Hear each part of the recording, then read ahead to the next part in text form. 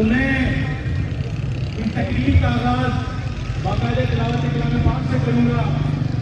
तो मैं गुजारिश करूँगा हर से जो आए और तिलावत करें। अब्दुल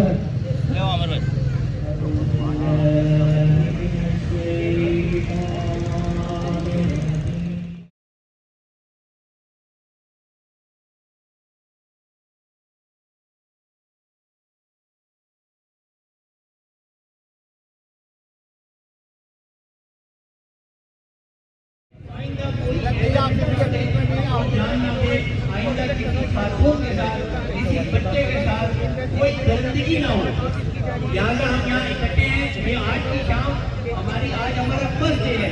अब हम इसको कंटिन्यू करेंगे और जब तक माशरे से ये निज़ाम खत्म नहीं हो